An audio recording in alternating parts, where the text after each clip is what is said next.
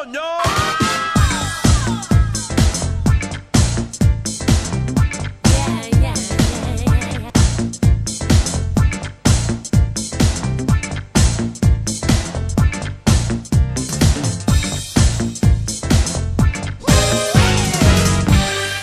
Hey everyone, and welcome to the Live Now podcast. I am your host, Dr. Jen Faber, and in this podcast, we show you how to live more now so you avoid regrets later. And I am humbled and grateful for the man that is with me on this podcast today, Charly Caldwell II. He is someone who, it's an understatement to say, has been a huge source of inspiration and clarity in my life. And just to confess, a minute before we started, Charly and I did virtual hug. Bring it in. Bring it in.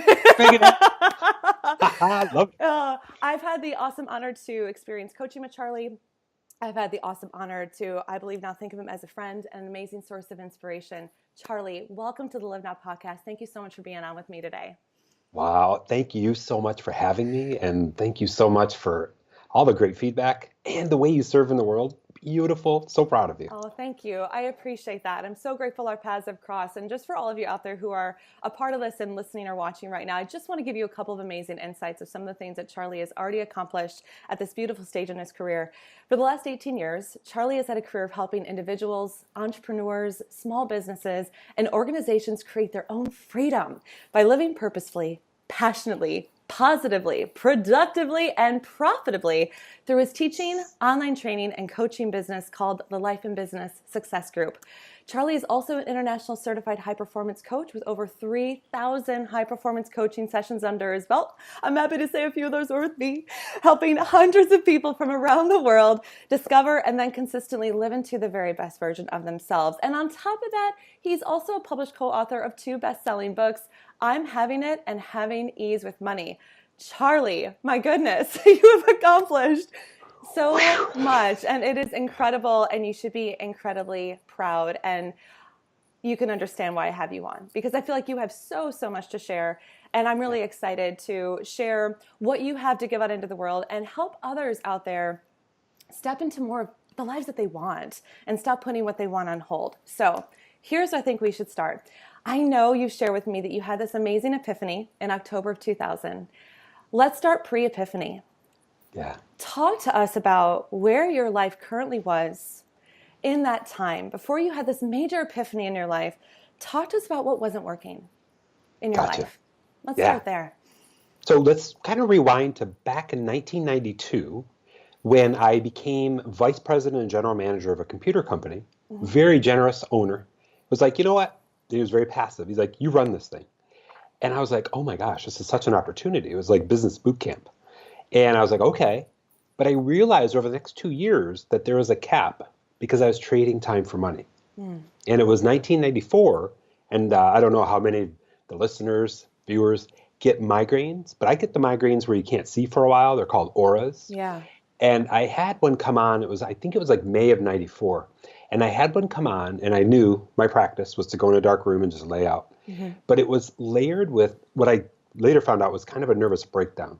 So usually that migraine goes through one cycle, but it went through like 4, and I was out for a few hours. Wow. And then all of a sudden, this tense, everything started shivering. And I realized at that moment that I needed a breakthrough of some form. And what happened, and this is the way it's worked for me, I don't know if anybody else has experienced this, maybe you have too. Yeah. The universe turned around and said, just put out in the world you're struggling and listen. So I was coming off a computer deal. A couple days later, I had installed a computer system. That's what we did in the day. Mm-hmm. And I'm going up the stairs in the office we were at, and the owner of the building, who runs an insurance company and owns it, said, Charly, you're not looking so good. What's going on? I'm like, oh, I just had this major kind of breakdown and all this other stuff. Yeah. And he goes, well, tell me about what's showing up for you. And I said, it's the idea that I've capped the amount that I can make while living purposefully. Because for me, I love working with technology, and I love helping people. And that's what I was doing. Yeah. And I feel like I got to go to a next step. And he goes, it sounds to me like you haven't heard of recurring revenue. And I'm like, tell me about this. It sounds amazing. Yeah, he just seeded it for me. Because that's what the insurance industry is. You pay a premium every so often. Right. They get a part of it. And it's just recurring. You keep relationships alive. Right. So I thought about that. And then I laid out on paper, actually, a business model where at the time people were asking me, because I do a lot with computers and internet, pre-World Wide Web Yep. stuff, could you bring local internet access to our area? This was up in Livingston County, Michigan. And I was like, yeah, I think I could. And I did. And I laid that out in 94, brought that to life with my ex-wife, September of 1995. Yeah. And our goal is to get to 2,000 subscribers, paying about $20 a month. That's a really nice income per year. Absolutely.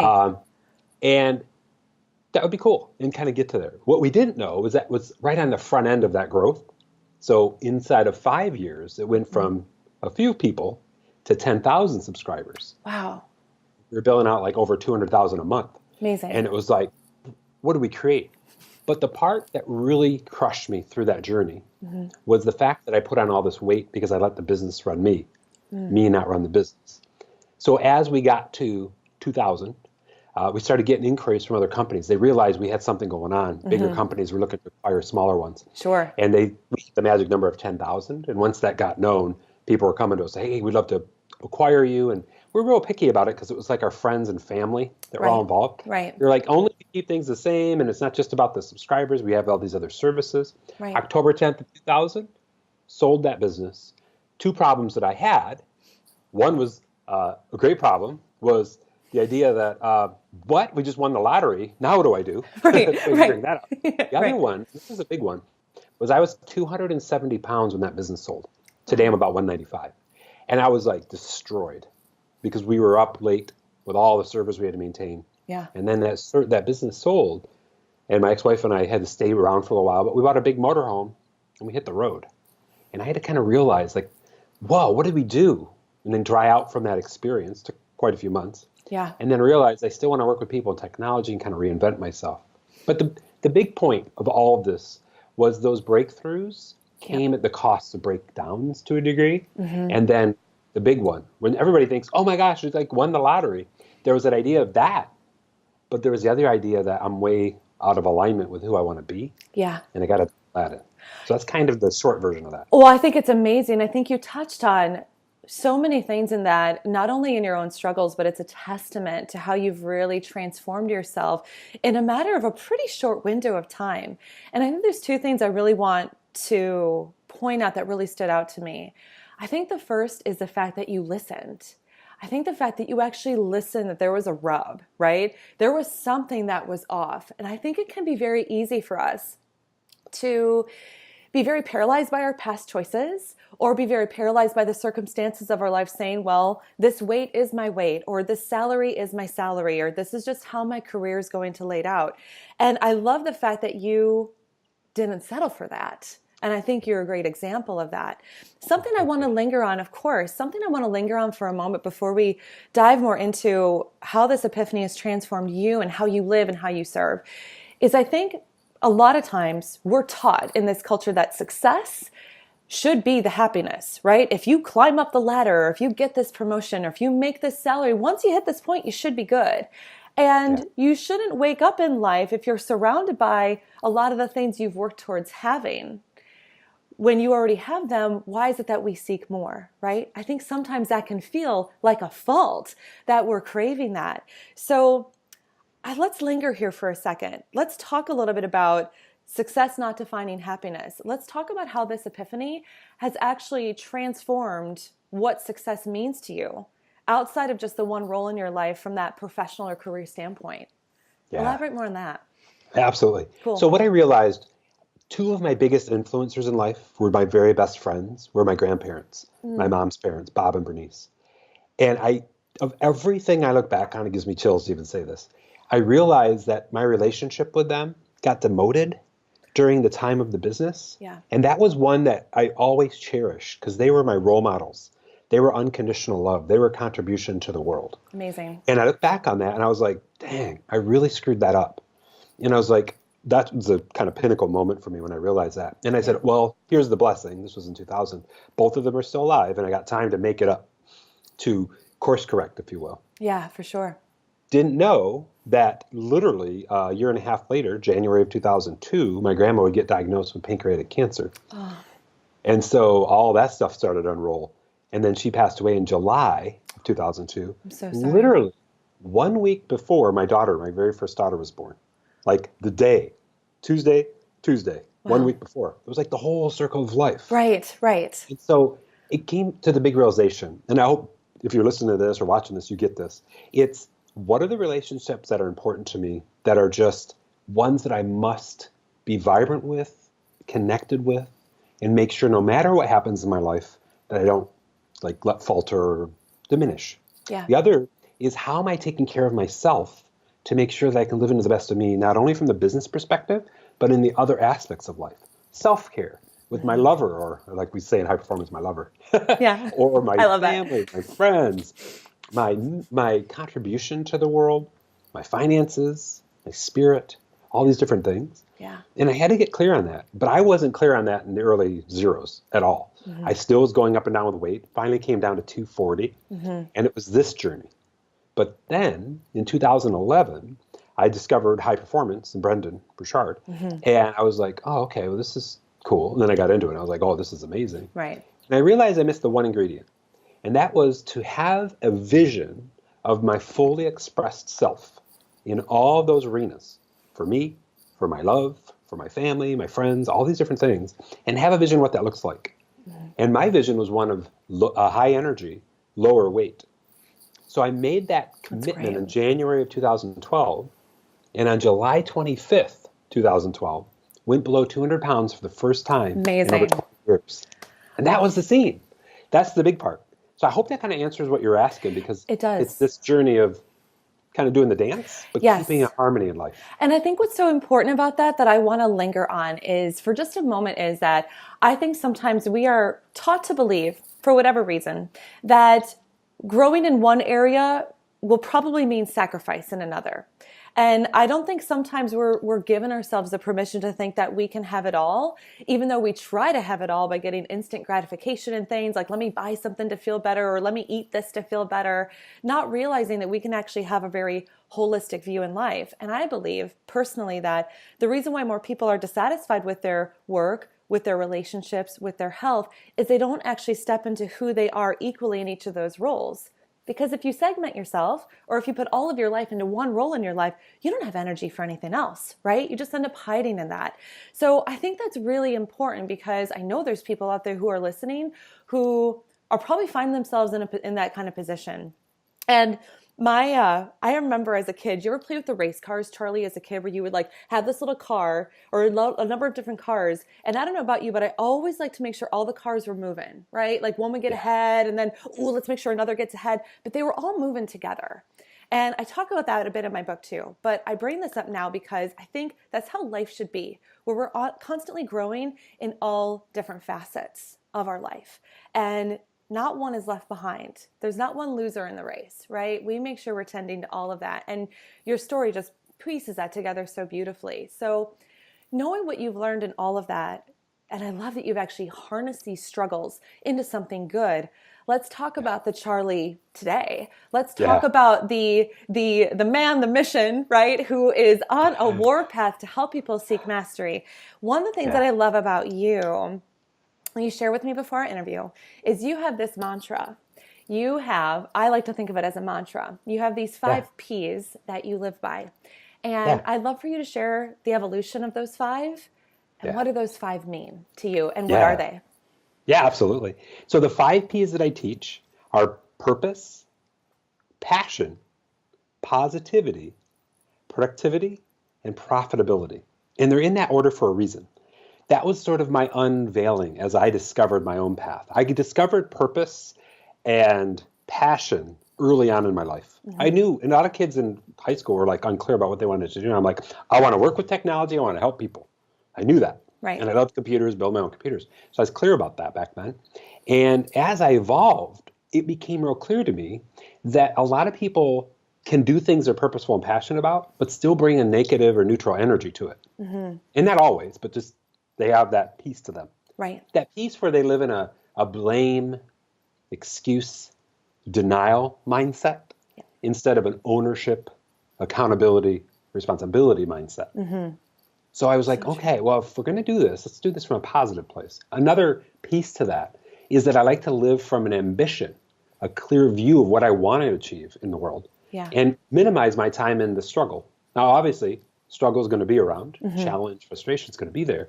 But I question the listeners on this too. If you're living in the struggle, or are you living in the ambition? So I was saying that kind of equates to that positivity piece. Right. Is the highest performers in the world, they dip their toe in the struggle. That's going to show up. Right. But they swim in the ambition. Oh, I love that. And it's a big saying I came up with probably a year and a half ago. And when I said it, I was like, that sounds kind of good. It's amazing. People frame for that. Yeah, I'm writing that down. Yeah, and then when you tie productivity to it, not getting more done, but the way we teach it in high performance is the idea of getting the right things done, but knowing what those right things are in all facets of life. A completely productive day for me is going out. I'm at the home office today, going out in the living room with my girls, who I have half the week. They're 13 and 15, my beautiful babies. Yeah. And hanging out with them. That's full production for me. A lot of people, they equate work with production, and they don't equate the bigger picture of life with it. So that's that P of production. And then, of course, there's a lot of people who have tons of value to give, but they haven't figured out how to make a profit from it. Like, they say they'll make money from it, but the money they're making is below the expenses they have. So I do a lot of training on how to really ease that burden by being clear on what your break even is and being clear on how to reduce expenses so you live in less fear and less frustration. But you're doing things you enjoy from a positive frame of mind while you're feeling that buzz of passion and that burst of purpose. And if you're not clear on what purpose is, the two big ones, improving people's lives somehow, growing people's businesses somehow. Like, when I ask people if they're feeling really purposeful in their day, those are the two that rise up. Definitely the first one, improving people's lives, but growing people's businesses is, depending on what they do, maybe part of it. Yeah. So that's 5 Ps in the wrap up. They're amazing. And I love it. I love it too. I still have more questions, but I love it too, because what I think is, it's so interesting in that these 5 Ps to me are like the epitome of choosing what I get to do, what I'm honored to do, what I'm graced to do. And looking at life burnout, and something that's such an underdriving force for me is, 50% of people now feel burned out in some facet of their lives. And I think it's because they're really embracing that mentality of, I have to do this, I have to wake up, and I have to take care of the kids, and I have to walk out my dog, and now I have to go to work and sit in this car. It's a day of have tos. And when I think about those 5 Ps, it's such a holistic way to look at how can every single moment be intentional, even if you're doing the same thing, right? You teach transformation and you teach growth, but even if people could take that and look at the same circumstances in their life and make the same exact choices, but they could switch their mindset from a place of ambition and not struggle, then taking out the dog actually is fun, right?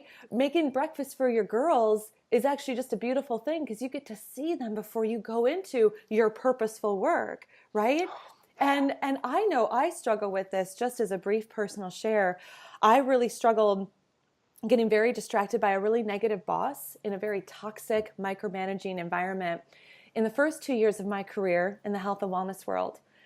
And I wasted a lot of time in the struggle because I didn't focus on the ambition of serving the patient that was there, treating them and healing them. I was present as a doctor, but not fully, because I'm distracted by all that negative energy. So I just had to highlight that, because I think what you really teach is something that teaches people to not only step into a higher version of themselves, but to actually soak up those little moments and day-to-day things that can feel really monotonous and actually see that they're beautiful. So I love these 5 Ps, and I love that they actually create a synergy in everything in our lives. So I'm going to ask something obvious, is that the 5 Ps, as you live into them, you have a lot of different roles in your life. You're a coach, you're a mentor, you're a dad. How have the 5 Ps elevated your life? If you look back to the man you were pre-October 2000 and the man you are now, what is that daily life like in the world of Charly? Yeah. The number one piece to this is those 5 Ps are a weekly rank for me. So what I mean by that is, back then I didn't even, I guess I'm living purposefully, if somebody would ask. Seems like I like to work with people and technology. But now it's like top of mind, and it's asked, thought about, really integrated into my being on a day-to-day basis. But at the end of every week, those Ps each become questions. Did I live purposefully this week? And if so, 0 to 10 in terms of a rating. How purposeful did I live? And if it's below an 8, then I got to really redial. What happened? Yeah. What am I going to change next week to bump that back up? Yeah. Passion, same story. Positivity. Where did I fall off with neutral or negative mindset, thoughts, behaviors? And then, productivity. What was I doing this week? Not in just the work side, again, the holistic picture. And then profitability wise. And so at the end of every week, 52 times a year, there's a course correction in play. And people don't realize that big saying that we always talk about in high performance, subtle shifts over the long term equal exponential results. It's those subtle shifts every week that really send you in the exponential uptick. Yeah. And that's the difference for me today than the 2000 version of me. Yeah. Is that I'm so top of mind with it. And I'm so dialed in with what are the specific things that I'm going to do, but also the bigger picture. Am I living into that 5P umbrella? Does that all make sense? Absolutely. Yeah. And it makes me think of something, if I may share and give you credit where credit is due. Perhaps this is a Brendan Bouchard thing, is I remember in our journey as coaching, you talked about schedule plus discipline equals freedom. And that has been in my brain for the past year of my life. And I'll always carry that with me, because what you just said makes me think about a lot of times I think why people struggle with goals, why they don't finalize their goals, why they don't accomplish their goals, or struggle with even setting them, is they miss that piece of accountability that you've so beautifully discussed in your previous answer, where people, if we don't stay on track, we can think, oh, I'm doing just fine. And then you don't realize how many calories you've actually eaten when you go out or in any of those micro steps. And I think you just hit on it. It's those 5 Ps. And if you can set the goals with that accountability piece, that's where you can really become your best advocate rather than your worst critic, right? Rather than get lost in the negativity in our minds, like, how can I be the best advocate for myself and step into that? And I think what's really awesome about you, Charly, that I just have to point out, thank you. You're welcome, is that you live into what you teach. You've struggled. You now are filled with ambition and you're filled with purpose, but you live into that in every sense of your legacy, your beautiful girls, how you live, and the way you serve. So let's talk about that. And I want to create an opportunity for you to share more about how do you serve? And let's talk about who do you love to serve in this world now, knowing everything you've learned. And then how do you take these 5 Ps and put them into the world to help inspire others? Yeah. So we'll start with that. How do I serve and who I love to serve? Yeah. I dropped, and I've done internet marketing since 1992, even before the World Wide Web came to be. I stopped going after customer avatars, like demographic, and I go after customer ambition, which is something we teach in the world of Experts Academy, like Brendan Bouchard's Experts Academy. It's ambition-based. So all I'm looking for are people who want to improve their lives and potentially, this is part of their desire, grow a business. And the moment they say one of those things, I'm on it.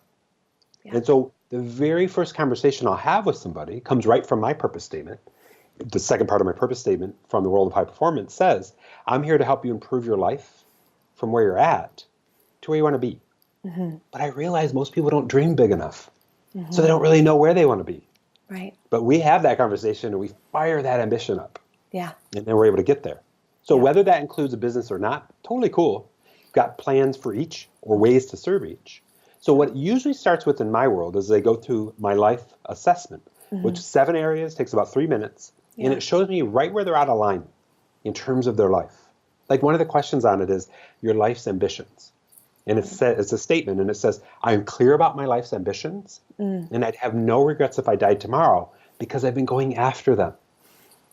And that one is that's a heavy one. That's a zinger. Right. That'll wake you up.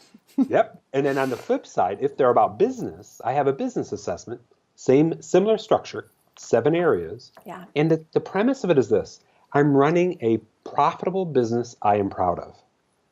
If you can answer that with a 10, then we may not need to work on that. Right. But I don't have anybody that's ever answered that with a 10. Like they may be profitable, but they may not be proud of it. Like a lot of people come to me and they're like, I've lost my passion for my business. Yeah. I've got it profitable because I built it and so on, but I've lost the zing for it. And maybe they'll give themselves a 9 because they know they can level up somehow. But that's the idea. So everything I do usually starts with one of those assessments, just so we can get an idea of where that lowest rating is, and then have a conversation around what's it going to take for you to up level, to improve your life somehow in that respect, or to grow your business. And when I say grow your business in that terminology, I mean to grow a profitable, passionate, purposeful business, right? Yeah, Where you're living in absolutely. positivity and productive. And it's Yeah. those P's come back to it. So that's the two things. And those are both online Yeah. and they're available for people to take. No Absolutely. charge. And yeah, and I also want to share this too. I think this is really important to point out. I love how you embrace and embody the word mastery and how that is in a part of what you are such an advocate to teach and help people go to that level. And I say that because I think it can be so easy in this world of information to feel bombarded by messages. And I think sometimes a lot of messaging can very much feel like that instant gratification, how to sell your product overnight or how to launch your business in a week and how to do this. And I'm all about getting quick results and quick momentum, but I love that you talk about that slow burn, and how do you keep stoking that fire, right? Let's add some more kindling. Let's add some more. And before you know it, this beautiful little flame has become this bonfire of mastery awesomeness. And I just love that. And I want to point out that distinction because I think it's really important for people to see that in you, that the end result that you want people to achieve is not just getting started or not just realizing that they want to change something, but how can they really attain that higher level that maybe they didn't even know existed or didn't even know who that person was. So I think it's such a beautiful thing that you do. I love what you do. I love what you put out into the world. And for those of you out here listening, if you would love to learn more about what Charly does, how he can help you achieve life and business mastery, I've thrown tons of love below this interview. You can follow him on all of his different social legs. I have links to all of his different assessments. Choose any or all of them as starting points for you. And embrace this journey and embrace all of the knowledge and skills that Charly is bringing to the table for you to help you really elevate your level of life. And Charly, I just have to say, thank you for your eloquence and thank you for your presence. And thank you for being so vulnerable in our time together today. Not only, as I mentioned, in the influence you've had in my life, but the way you influence so many people and literally change a course of their lives. You're welcome. It is truly an honor. You are truly amazing. And thank you so, so much for being a part of the Live Now podcast today. Thank you so much. And I appreciate everything you're doing. Wish you the best with everything you're up to and your new book too. Thanks for everything. Thank you, Charly. It's been my pleasure. It's been great to have you on.